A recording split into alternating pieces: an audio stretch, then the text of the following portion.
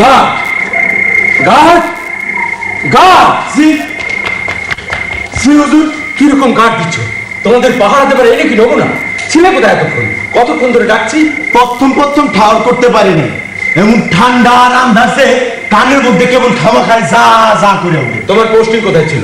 ওই পশ্চিম কোণে, ওই কিনারে শেষ লাল বান্ধানো কবরের পার। ওখান থেকে এইটুকু আসতে একেবারে হাঁপিয়ে পড়েছো? বাহাদুর গার্ড দিচ্ছি। বাদি নেমে রেখেছো কেন? পয়রা গেছিলাম, তাড়াতাড়ি করে আইতে গিয়া পয়রা গেছিলাম গর্তের মধ্যে। গর্ত?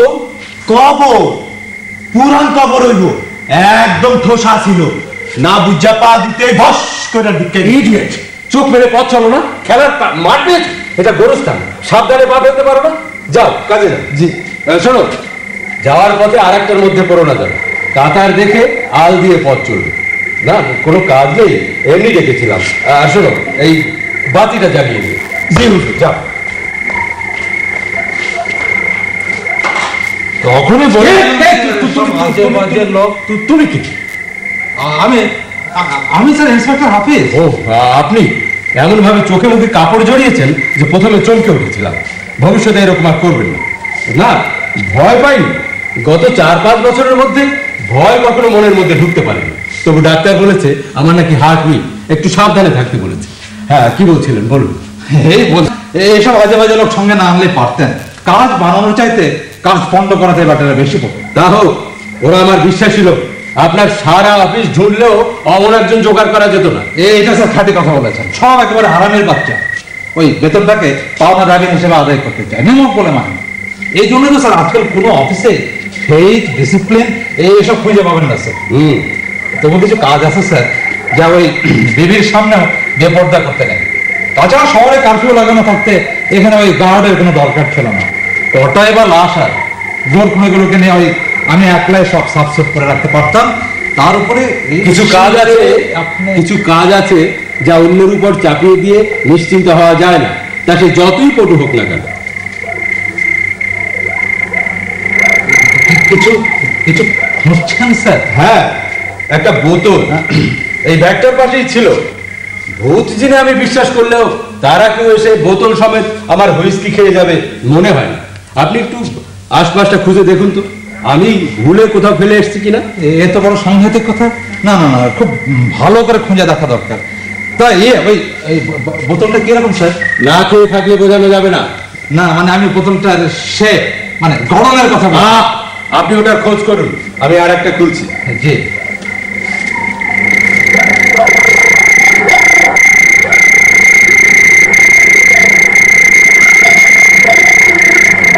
পেয়েছি পেয়েছি পেয়েছি, এইটা না স্যার? অত জোরে হঠাৎ চেঁচিয়ে উঠবেন না। গত 4-5 বছরের মধ্যে ভয় পাইনি এটা ঠিক, তবে এটা গোরস্থান, হঠাৎ চেঁচালে বুকে লাগে। আপনাকেও বলেছি একবার। ওই দেখি, হ্যাঁ বোতল এইটাই, কিন্তু একদম খালি যে স্যার। তাতে ক্ষতি নেই। যে খেয়েছে সে যে বোতল সমেত সাবার করতে সক্ষম নয় বর্তমানে, সেটাই আমাদের জন্য এরকম জায়গায় খুশির কথা, অন্তত ভয়ের কথা নয়। ভয় না, ভয় পাবো কেন? মানে আমি ভেবেছিলাম বোধহয় কারো পায়ের ধাক্কে লেগে ছিটকে পড়ে গিয়ে থাকবে। নিশ্চয়ই ওই গার্ড ব্যাটার কাণ্ড। কবরের গর্ত থেকে উঠে এসে সোজা আপনার বোতলের ওপর হুমড়ি খেয়ে পড়েছে। অমন দামি জিনিসটা নষ্ট করে দিল স্যার। আপনাকে প্রথমে ভেবেছিলাম ন্যায় সরকারি কর্মচারী, এমন দরদি লোক বুঝিনি। সব মাটিতেই পড়েছে স্যার। আমি জায়গাটা ওই পরীক্ষা করে দেখেছি, এখনো ভিজে একেবারে কাদা কাদা হয়ে আছে। আপনার এই চাকরি নেওয়া সার্থক হয়েছে। এবার একটু বসে আরাম করুন। ভয়ঙ্কর ঠান্ডা, আপনার পা শুদ্ধ কাঁপছে। হ্যাঁ, পা টলছে মানে মানে কাঁপছে। হ্যাঁ হ্যাঁ, তাই তো। ইস, কি ভয়ঙ্কর শুয়ে। একটু বসি স্যার তাহলে। হ্যাঁ,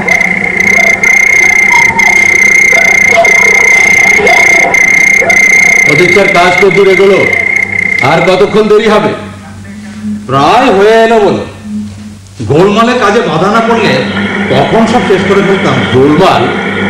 এখানেও গোলমাল? গোরস্থানের মুর্দারাও মিছিল করতে শিখেছে না? কি যে বলেন স্যার, ওই গড় খুঁড়েগুলো প্রথমে দু একটা আপত্তি তুলেছিল, সেটা মেটাতেই একটু দেরি হয়। আপত্তি? টাকা পয়সা নিয়ে আপনি কোনো গোলমাল করেননি? আপনাকে তো বলেছি টাকা যার আগে তার চাইতে বেশি ছড়িয়ে যায়, সরকারি অনুমোদন আমি জোগাড় করে দেব। টাকা খরচ করতে আপনার এত কষ্ট হয় কেন? কমতি পড়লে আপনি আমার কাছ থেকে চেয়ে নিতেন। সে কি আমি বুঝিনি স্যার, এই সরকারের কাজে সরকারি টাকা খরচ করতে আমি কিছু পাবো কেন? তবে ওই যে এই ছোট লোকগুলোর অদ্ভুত সব ধর্মীয় কুসংস্কার রয়েছে কেনা, তাইতে যত ফাঁকড়া বাঁধা। মজুরি তো 16 আনা আদায় করবে, তার উপরে এই ধর্মের নাম করে হাজার রকমের গোষ্ঠী নষ্ট। এই কুসংস্কারী দেশটাকে খেলো স্যার। আমার বক্তৃতা আমাকে শোনাবেন না, আসলে কি ঘটেছে তাই বলুন। হাসপাতাল থেকে টেনে হেঁচে লালগুলোকে গাড়িতে তুলতে হয়েছে, তার এতখানি পথ ট্রাকে আনা, ঝাঁকুনি কিছু কম খায়নি। আর এই ডাক্তারগুলো যেমন পশু, মরাগুলোকে কেটে ফুটে একেবারে নাশ করে রেখেছে। আপনাকে এতবার বলেছি যে আমার হাত উইক, বেশি স্ট্রেন সহ্য হয় না। বাজে কথা না ঘেটে আসল কথাটা বলুন। যা আবার তাই হয়েছে, ওই টানা হেঁচড়ায় আর ট্রাকের ঝাঁকুনিতে গাড়ির মধ্যে লালগুলো তালগুলো পাকিয়ে গেছে। কাটা টুকরোগুলো এলোমেলো হয়ে যাওয়াতে এখন আর বুঝবার উপায় নাই কোনটার সঙ্গে কোনটা যাবে। তাতে কি হয়েছে? আর একটা খাচ্ছেন স্যার? হোয়াট?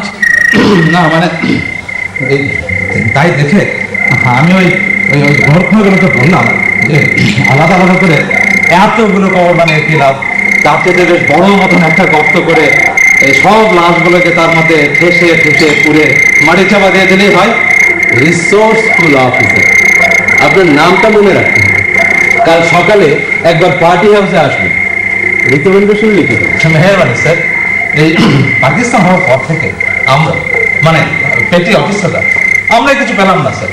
ব্রিটিশ আমরা সমাজে মুখ দেখাতে পারিনি, পাকিস্তানের জন্য সারা জীবন এত ফাইট করে এই এখন আমাদের সেই দশা। আপনারাও যদি আমাদের দিকে ফিরে না থাকেন আমরা দাঁড়াই কোথায়? আমাদের তো রাজ বেঁধে নেই স্যার, সরকারি মা বাপ যখন যে দল হুকুমত চালায় তার হুকুমে তামিল করে। এর মধ্যে গোলমালটা কিসে?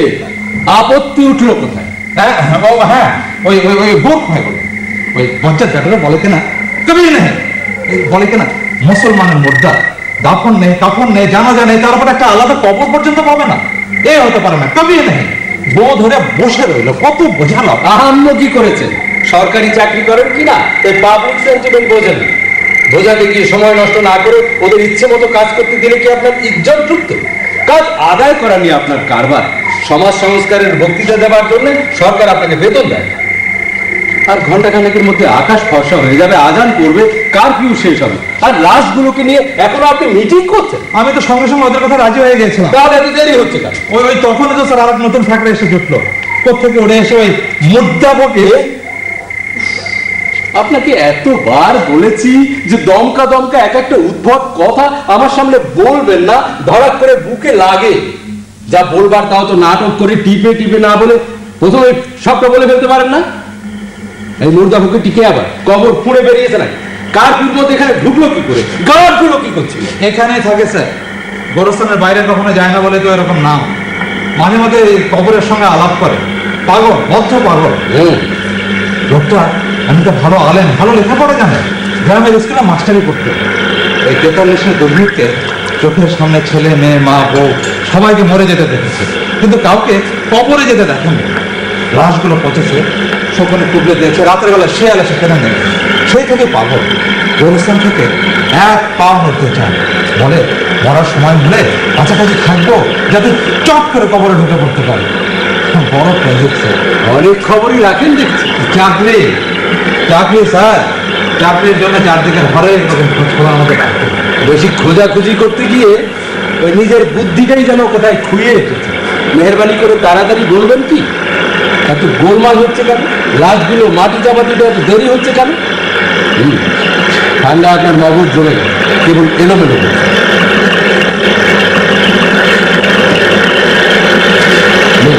একেবারে টেনে নিন, শরীর গরম হবে, বুকে সাহস পাবে, কথা গুছিয়ে বলতে পারবেন। নিন। আপনার সামনে স্যার, তার উপরে স্যার এখন আমি অন ডিউটি। টাকার লোকের সময় নেই। লাশগুলো মাটি চাপা দিয়ে কারফিউ শেষ হবার আগেই আমাদের এখান থেকে সরে পড়তে হবে। নিন ধরুন, এক চুমুক টেনে চটপট কাজটা শেষ করে ফেলুন। এই বোতলে মুখ লাগিয়ে খাবো স্যার? কেন? চুষ্টি লাগিয়ে দিতে হবে না।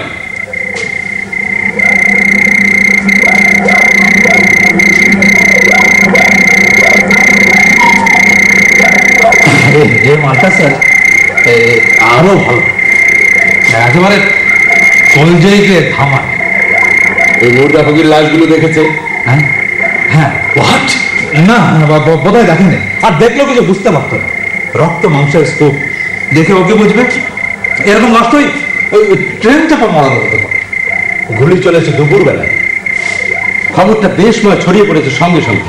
ফকির হোক পাগল হোক, শহরে থেকে খবর ওর কানে পৌঁছয়নি একথা বিশ্বাস করতে আমি রাজি নেই। এসব খবর ঝোড়ো হওয়ার মুখে আগুনের ফুলকির মতো ছড়িয়ে পড়ে। মুর্দা ফকির ঝড়ও বোঝে না আগুনও বোঝে না, ও তো একরকম কবরেরই বাসিন্দা। ভাষার দেবীতে মিছিল বেরিয়েছিল বলে পুলিশ কয়েকটাকে গুলি করে খতম করে দিয়েছে। এত কিছু বোঝার মতো জ্ঞান বুদ্ধি ওর নেই। লাশ দেখলেই ও তার মুখের মধ্যে ভাত বুঝে দেয়। ওর ধারণা মানুষ শুধু একটা কারণে মরে, খেতে না পেয়ে। পাগল, বদ্ধ পাগল। কিন্তু লাশগুলোকে কোথায় কবর দেওয়া হচ্ছে তা তো ও বেটা দেখেছে। সকালবেলা যদি কাউকে আঙ্গুল দিয়ে জায়গাটা দেখিয়ে দেয়, লাশ নিয়ে মিছিল করতে না পেরে ছাত্ররা সকালবেলা যদি এখানেও খোঁজ করতে আসে। আপনারা লিডার অনেক দূর ভাবেন। আমরা পেটি অফিসের এই হুকুম তামিল করে খালাস। কি করতে হবে বলুন স্যার? ওটাকে শুদ্ধ খেতে দাও। হ্যাঁ কি বলছেন আপনি? আপনি এক্সিডেন্ট স্যার খাবেন না? আমার মাত্রা আমি জানি, বুঝে ফেলো। 10, 15, 20, 25 হাত একেবারে পাতাল পর্যন্ত ঘুরতে বলে দাও। পাথর দিয়ে মাটি দিয়ে ভরাট করে গেঁথে ফেলো, যাতে কোনো দিন আর উপরে উঠতে না পারে, যেন টেনে কেউ উপরে তুলতে না পারে, যেন মিছিল করতে না পারে, স্লোগান তুলতে না পারে, যেন চেঁচাতে ভুলে যায়। আপনি ভীষণ এক্সাইটেড স্যার। এসব কাজ বড় সূক্ষ্ম, এক্সাইটমেন্ট সব বন্ধ করে দিতে পারে। আমাদের ট্রেনিং এর জন্য অন্যরকম। কোনো সময় উত্তেজিত হতে নাই, ধারণ করতে পারি কিন্তু আসলে উত্তেজিত নয়। মুতে ফেলো। খুব ভুল হবে স্যার। এখন যা কিছু করতে হয় খুব কুললি করতে হয়। এসব আমাদের ইতিমধ্যে প্র্যাকটিস করা আয়ত্ত করতে হয়, যাতে কাজ হয়। আমি চাই একবার ওদিকে দেখে আসি। এত দেরি হচ্ছে না, বুঝতে পারছি। জানেন আপনার কথা শুনতে শুনতে আমার কানে তালা লেগে গেছে। নেশাটা পর্যন্ত ঠিক মতো জ্বলতে পারছে না। আর বেশিক্ষণ আপনাকে দেখলে আপনাকে শুদ্ধ পুঁতে ফেলতে ইচ্ছে করবে। হ্যাঁ,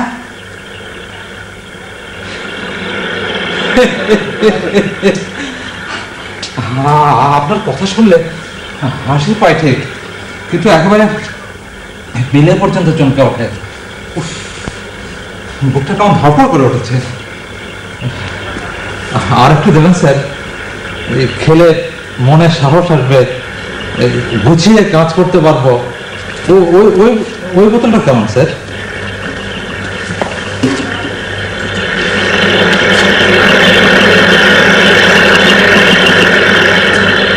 আপনার মাত্রা আমার জানা নেই, এই দফা একটু কমিয়ে দিলাম।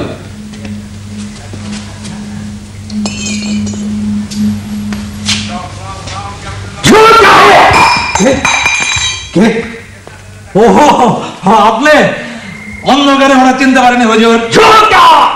মিথ্যেবাদী, আমাকে চিনতে পারে না এই গোরস্থানে কেউ নেই। জিন্দা মুর্দা কেউ না।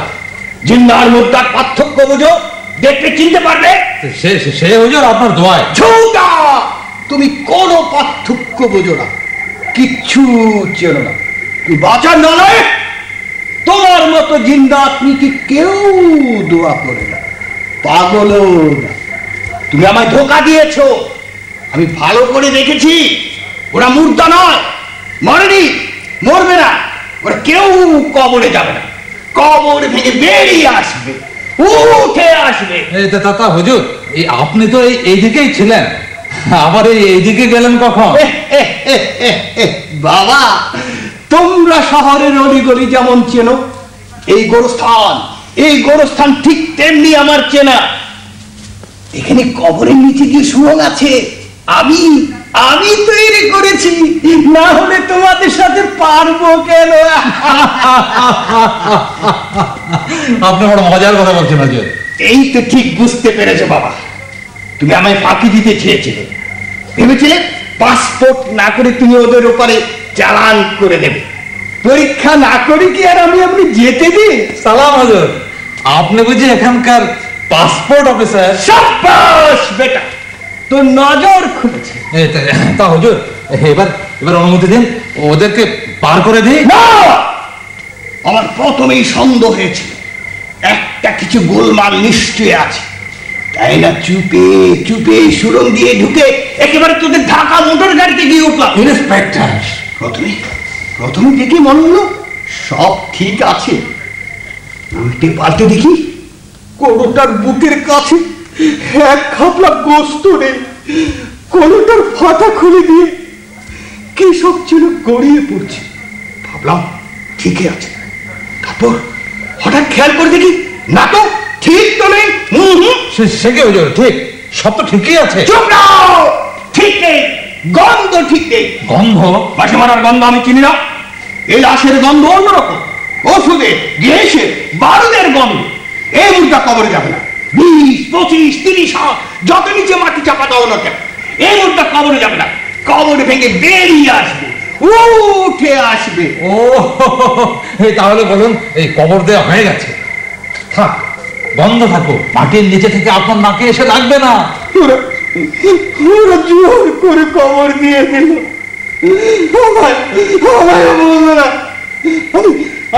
আমি তোমাদের কথা মানবো না, আমি ওদের ডেকে তুলে নিয়ে চললাম। না তো, আমার গায়ের গন্ধ তো না। দেখি দেখি দেখি দেখি, তাই বলো, এবার পেয়েছি। ইস, গোর খুঁড়ুগুলো কি ভুলে না করে। ইন্সপেক্টর, লোকটাকে দূর করে দাও এখান থেকে। গন্ধ তোমাদের গায়ে মরা মানুষের গন্ধ। তোমরা এখানে কি করছো? যাও তাড়াতাড়ি কবরে যাও। ফাঁকি দিয়ে ওদের পাঠিয়ে দিয়ে নিজেরা বাইরে থেকে মজা লুটতে চাও না? না না না, আমার রাজ্যে এসব চলবে না। আমি ওদের ডেকে তুলে নিয়ে আসছি। ইস, গোরখুলগুলি কি ভুলে না করেছে। না না, এই হতে পারে না, এই হতে পারে না, এই হতে পারে না।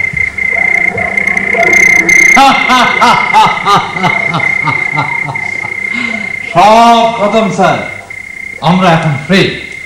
এই দেখলেন তো পাগলাটাকে কিরকম পোষ মানালাম। আরে ওটাকে ওরকম হুজুর হুজুর না বললে একেবারে গায়ের উপর এসে পোষ করে।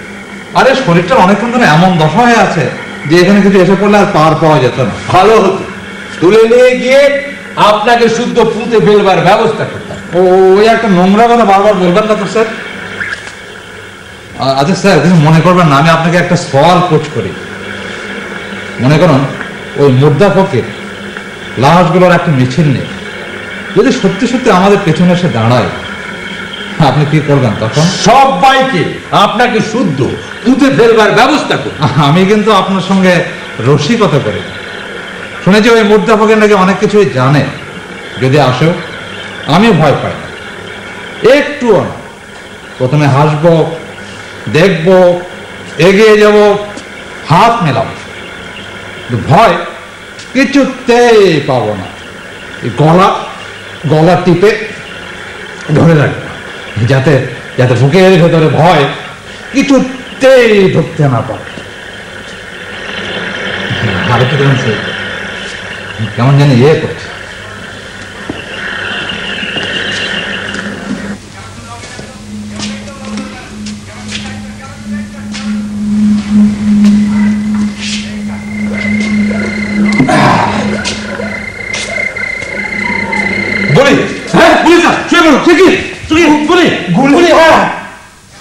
গুলি যে বললে কি করে? দেখেছি দেখেছি। কে মেরেছে তুমি দেখেছো? না না, তবে কি মেরেছে সেটা দেখেছি। কোথায়? নড়বেন না, নড়বেন না, এই খুঁজে দেখি পাই কিনা। হ্যাঁ পেয়েছি, এই যে এই যে এই যে। এ কি? এ যে বুলে রক্ত মাখা। খুললে স্যার, এখন একদম ভয় পাবেন না। ভয় পেলে নিশ্চয়ই সব গেল। নিশ্চয়ই ওই মুর্দা ফকিরের কাণ্ড। ট্রাকের ভেতরে ঢুকে লাশের গা থেকে খুলে নিয়ে এসেছে, এখন সেগুলোই ছুঁড়ে মেরে আমাদেরকে ভয় দেখাচ্ছে। তাহলে বলো যে কিছু না, মুর্দা ফকির সে তো জ্যান্ত আদমি। ও বড় ভয় পেয়ে গিয়েছিলাম। হ্যাঁ বেশি বেশি ভয় পেয়ে লাভ কি স্যার। এবার উঠে পড়া যাক।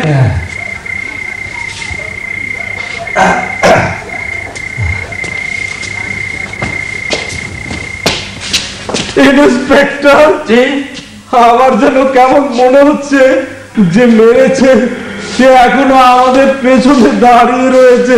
হ্যাঁ তুমি একবার পিছন ফিরে দেখো তো।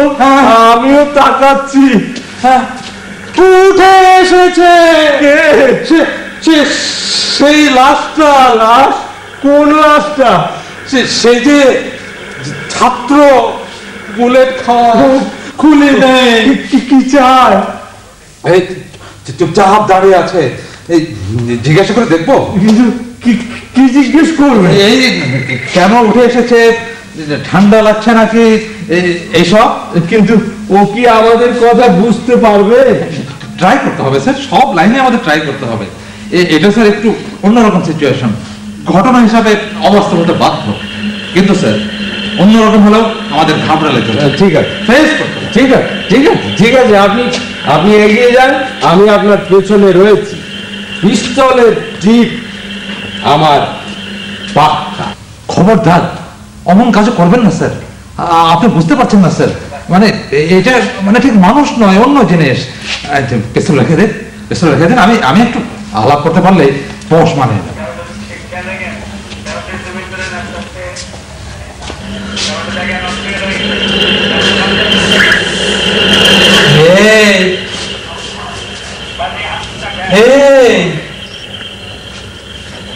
আমার কথা শুনতে পাচ্ছ?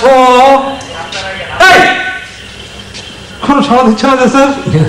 বোধহয় আমাদের সঙ্গে বোধহয় দেখা করতে আসেনি, আমাদের সঙ্গে হয়তো ওর কোনো কাজ নেই। ও থাকুক, আমরা চলো আমাদের কাজ। না না না, তা হয় না স্যার, ওকে এখানে রেখে আমরা চলে যাব, আমার ডিউটি আমাকে করতেই হবে। ওকে কবরে ফেরত না পাঠিয়ে আমি চলে যেতে পারি না স্যার। আমি যাব না, আমি থাকবো। কোথায় যাবে না, কোথায় থাকবে? কবরে যাব না, এখানে থাকবো। অবুঝের মতো কথা বলে না, তোমরা এখন মরে গেছো, তোমাদের জন্য অন্যখানে নতুন জায়গা ঠিক হয়েছে, সেখানে এখন তোমাদের চলে যাওয়া উচিত। মিথ্যে কথা, আমরা মরিনি, আমরা মরবো না, আমরা মরতে চাইনি। বড্ড একলা স্যার, এই আলাপ করে সুবিধা হবে বলে মনে হচ্ছে না। একটা বক্তৃতা দেখবেন স্যার, বক্তৃতা? হ্যাঁ হ্যাঁ, যদি তাতে কোনো আসর হয় পারবেন না স্যার? হ্যাঁ, দেখুন না স্যার, ট্রাই করে দেখুন স্যার।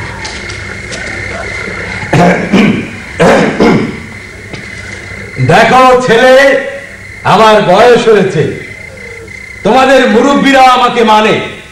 বহুকাল থেকে দেশের রাজনীতি আঙ্গুলে টিপে টিপে করেছি, শেপ দিয়েছি। কওমের বৃহত্তম রাজনৈতিক সংগঠনের বলতে পারো আমি একচ্ছত্র মালিক। কোটি কোটি লোক আমার কথায় ওঠে বসে। কবরে যাব না।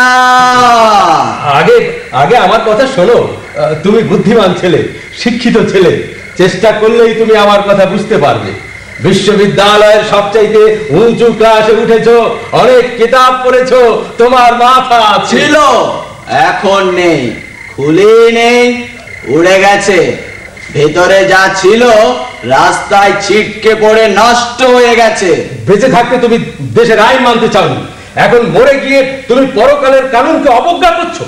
কমিউনিজমের প্রেতাত্মা তোমায় ভর করেছে, তাই মরে গিয়েও তুমি কবরে যেতে চাইছো না। তোমার মতো ছেলেরাই দেশের সর্বনাশ ডেকে আনবে।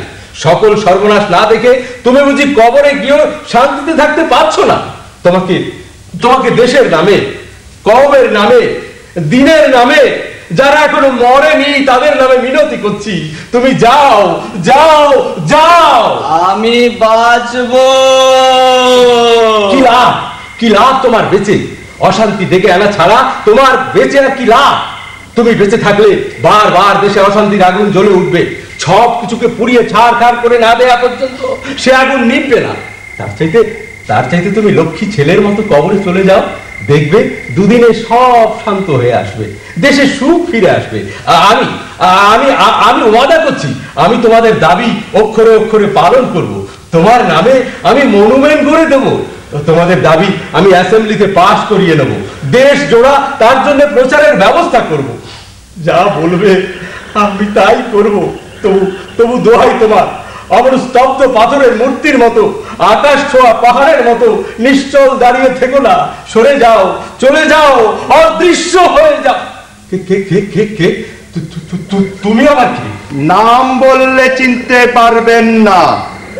হাইকোর্টের কেরানি ছিলাম, তখন টের পাইনি। ফুসফুসের ভেতর দিয়ে চলে গিয়েছিল এপিঠ গোপী, তুমি ওই দলে এসে জুটেছ নাকি? গুলি দিয়ে গেঁথে দিয়েছেন, ইচ্ছে করলেও আলগা হতে পারবো না। তুমি আমাকে চেনো? চশমাটা আর খুঁজে পাইনি, অন্ধকারে আপনাকে চেনা যাচ্ছে না, তবে আপনার গলা চিনি। আমার কথা শুনেছ এতক্ষণ যা বলছিলাম? আপনি মিথ্যেবাদী, কথা দিয়ে আপনি কথা রাখেন না। আপনি অনেক ওয়াদা করে সেবার আমাদের 1.5 মাস লম্বা ধর্মঘট ভেঙে দিয়েছেন। আমার ছোট ছেলেরা তখন মারা যায়, আপনার কথা শুনেছি, আপনার কথা ভুলিনি। আপনি মিথ্যাবাদী। আমরা কবরে যাব না, আমরা বাঁচবো। হবে না, হবে না, এই লাইনে কাজ হবে না, অন্য রাস্তা ধরতে হবে। আমার মাথায় একটা প্ল্যান এসেছে, একটু ভোল পাল্টাতে হবে। ঢং ছাড়ো, মেয়েদের মতো অমন গোলটা দিচ্ছ কেন? চুপ, কথা বলবেন না স্যার। হ্যাঁ, বুঝতে পারছেন না স্যার, আমরা সবাই এখন একটু ভুলের মধ্যে রয়েছি। আমি এখন স্ত্রী লোক, ওই ছোকরার মা, দেখে যান, কিচ্ছু বুঝতে পারবে না।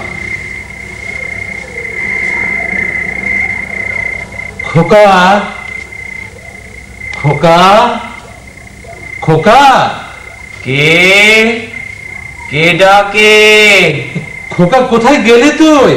খোকা, কে? মা, মা তুমি কোথায় মা? এই যে জাদু, আমি এইখানে। তুমি আমার উপর খুব রাগ করেছিলে না মা? তুমি বারণ করলে তবু আমি শুনলাম না।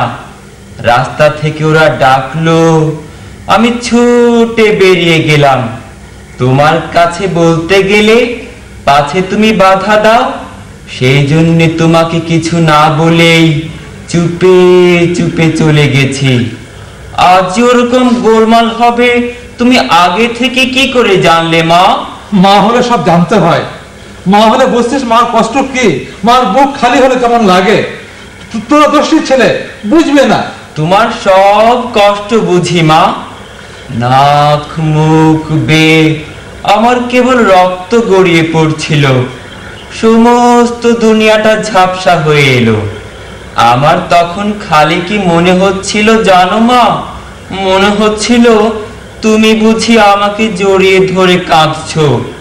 সেই সেবার টাইফয়েড জ্বরের ঘোরে যখন খালি প্রলাপ বকতাম, তখন যেমন আমায় জড়িয়ে ধরে কাঁদতে, ঠিক তেমনি।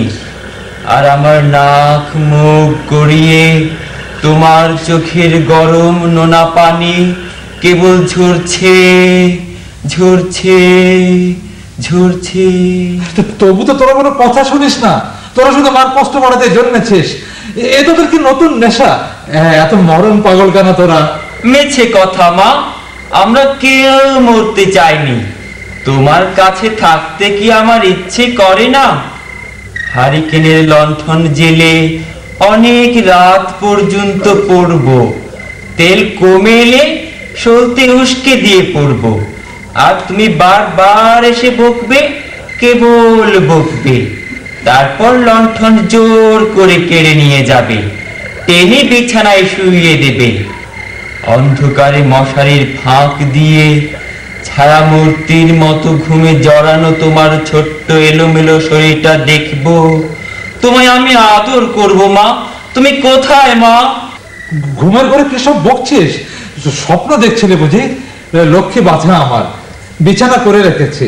জাদু আমার, শুতে যা। আমাকে শুতে যেতে বলছো মা? না না, আমি শোবো না, আমি এখন শোবো না মা। আমি আর কোনো দিন শোবো না।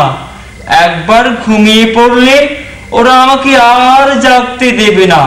তুমি বুঝতে পারছো না মা?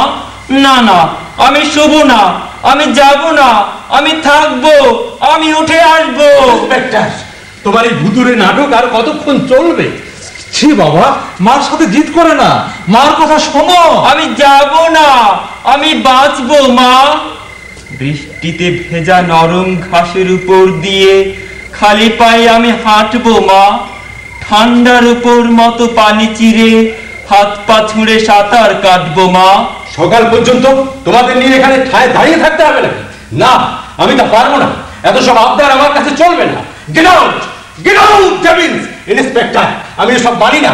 আমি সবগুলোকে আবার গুলি করব, একটা একটা করে গুলি করে সব হাজার হাজার হাত মাটির নিচে সব পুঁতে ফেলবো, যাতে কোনো দিন আর উপরে উঠতে না পারে, যাতে ভয় দেখাতে না পারে। গুলি, সবগুলোকে আবার গুলি করো। Guard, guard, guard. জি হুজুর। গুলি, সবগুলোকে আবার গুলি করো। গুলি, হ্যাঁ, আমার কাছে আর কয়েকটা গুলি আছে, তাজা টাটকা, এখনো খুন লেগে রয়েছে। হাত পাতুন, ধরুন, লোড আপনি করুন, আমি ওদের ডেকে নিয়ে আসি। করে তোরা সব ঘুমিয়ে নাকি? উঠে আয়, গুলি গুলি হবে, আর স্ফূর্তি করে উঠে আয়, গুলি গুলি হবে, আর কবর খালি করে উঠে আয়, আয় আয়